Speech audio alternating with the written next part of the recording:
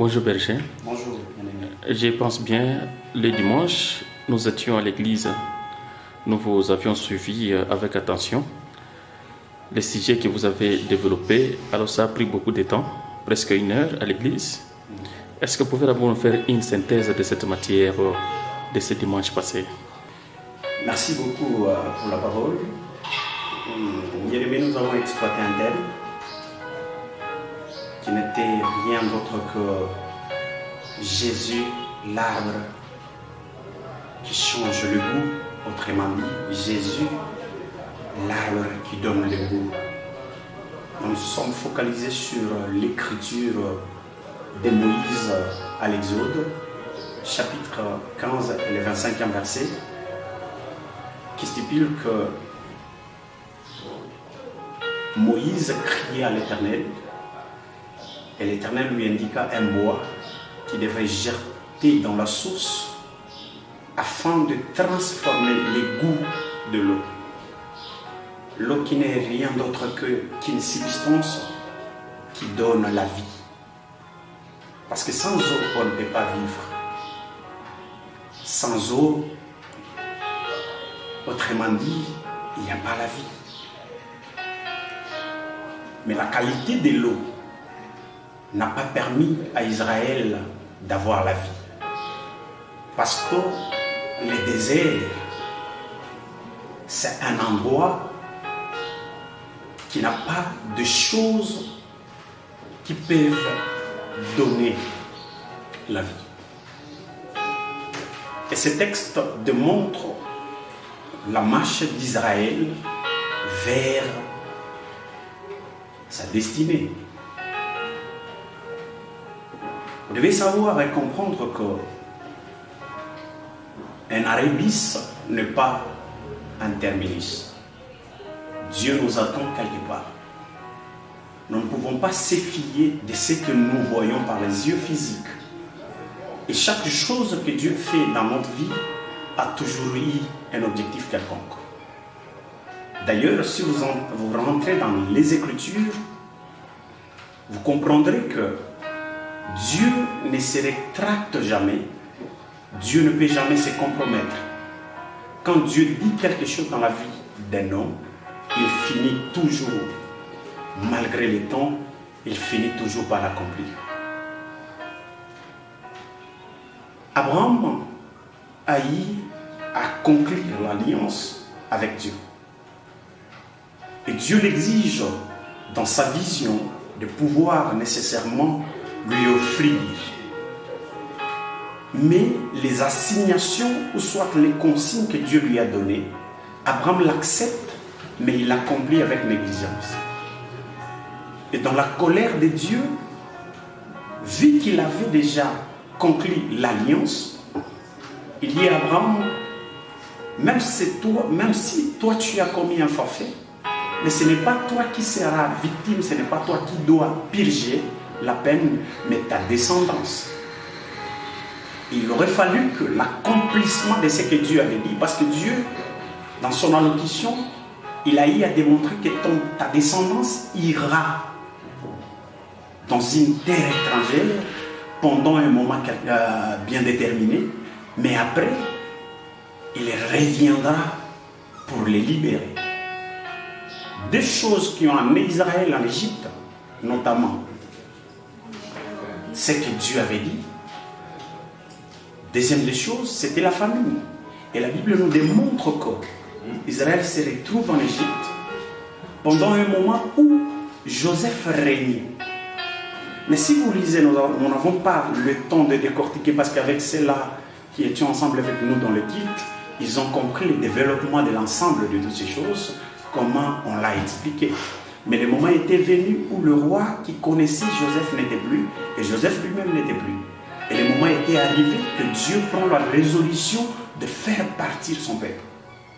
Je mis l'accent sur une question. Dans la marche avec Dieu, nous n'avons qu'à se fier sur ce que lui a déjà prononcé. Parce que deux choses qui conduisaient Israël. Il y avait, pendant le jour, c'était une nuée. Et pendant la nuit, c'était une colonne de feu.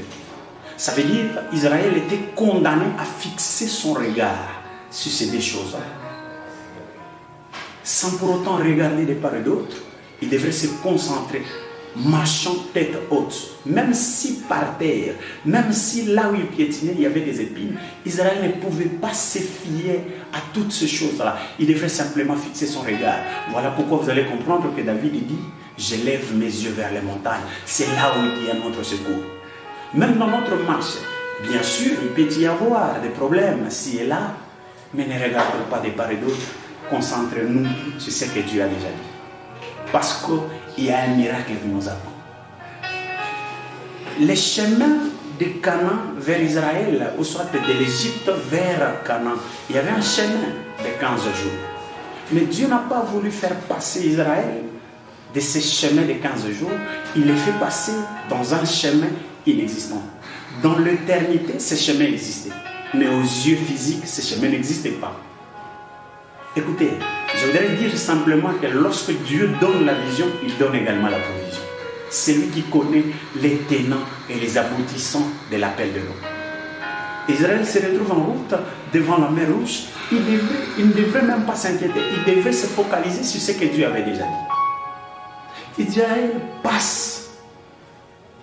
Et Dieu fend la mer. Il transforme la mer Rouge en aquarium. Donc, Israël considérait ces murs-là du fleuve Nil-là, de la mer Rouge, comme étant l'aquarium. Et il passe à terre sec.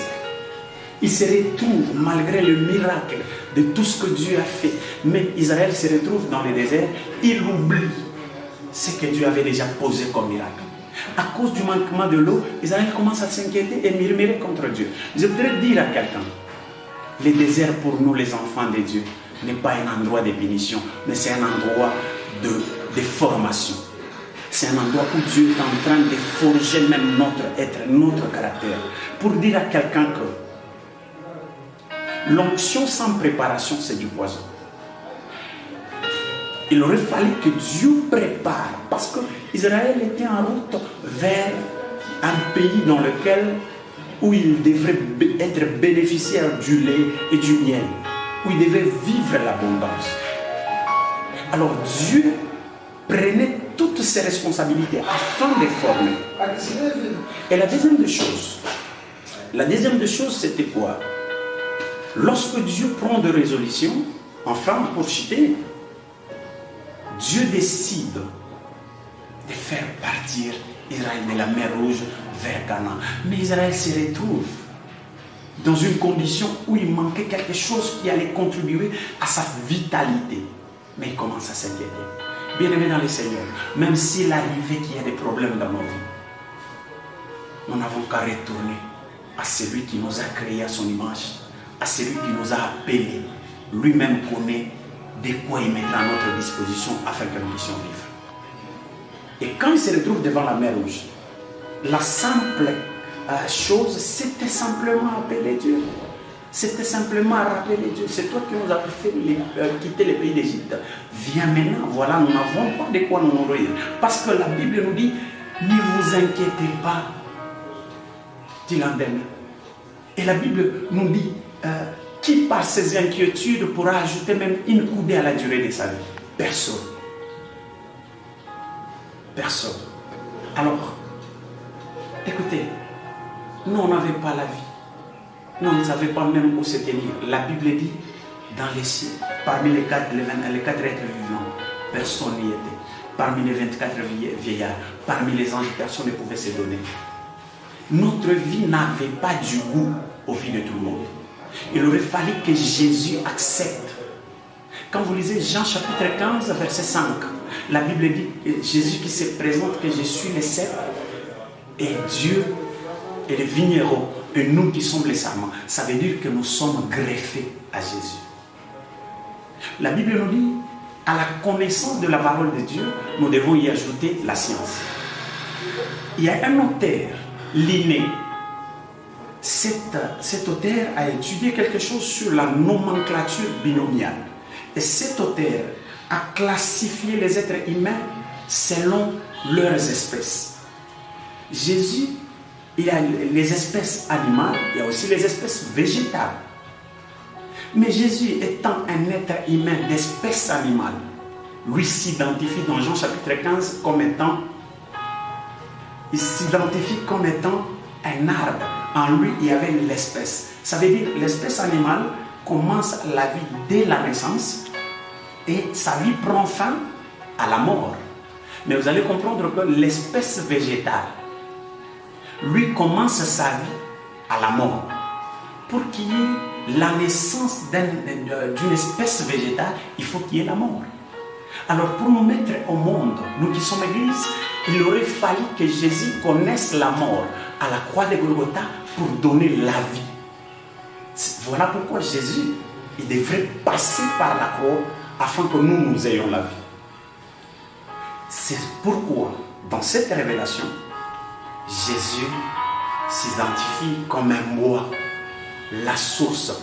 Notre vie était amère par rapport à la vie du péché. Nous étions perdus aux yeux de Dieu.